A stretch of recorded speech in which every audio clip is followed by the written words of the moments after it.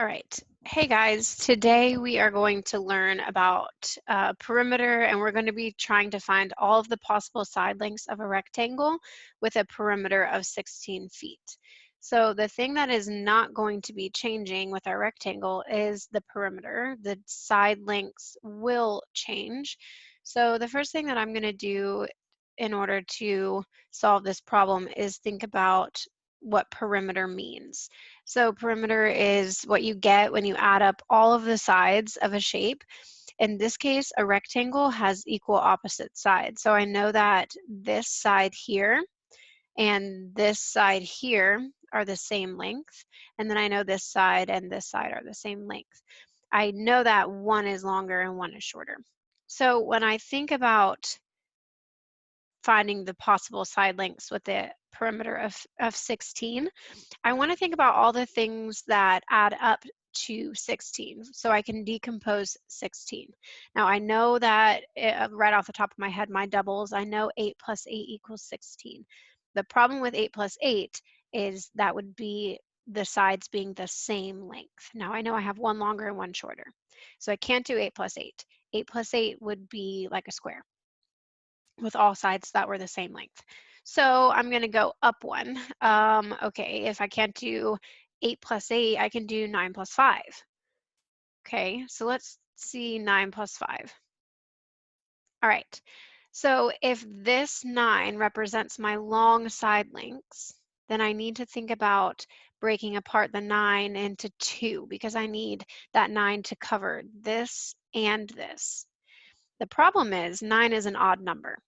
So 9 can't be evenly broken apart or decomposed into two equal numbers. So I can't do that one. And if you look at 5, 5 is the same way. It's not going to be able to be broken down evenly into 4. So I'm going to have to pick numbers that are even. Okay, so if I can't do 9 and 5, well, I can do 10 and 6. 10 plus 6 gives me 16, and I know that this 10 is representing my long sides.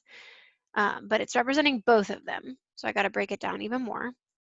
So I've got 5 plus 5. So this 5 and this 5 are going to represent my long sides. If I add them together, I get that 10. And then my short sides are going to be represented by 6.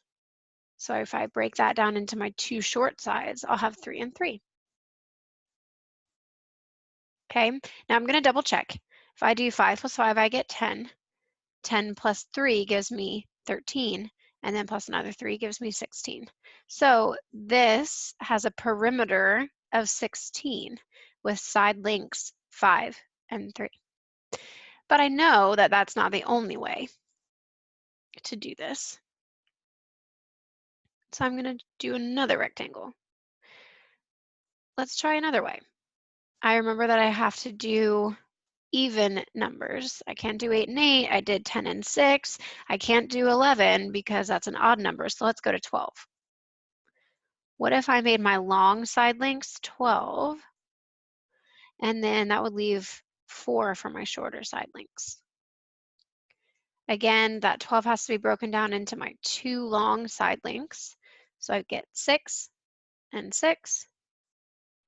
So that goes here.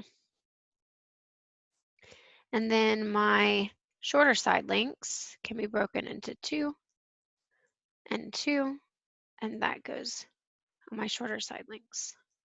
Okay, I'm going to make sure that I have a perimeter of 16 by adding them all up. So 6 and 6 is 12, plus another 2 is 14, plus another 2 is 16. So I still have a perimeter of 16, but this time instead of 5 and 3 being my dimensions or my side lengths, I have 6 and 2. All right, let's see if we can do it a different way.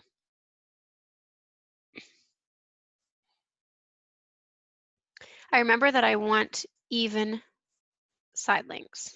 So if I go my next, I just did 12 and 4. I could do 13 and 3, but the problem with 13 and 3 is that it's not even, so I can't split it into two equal pieces. So I'm going to jump up and I'm going to do 14 and 2.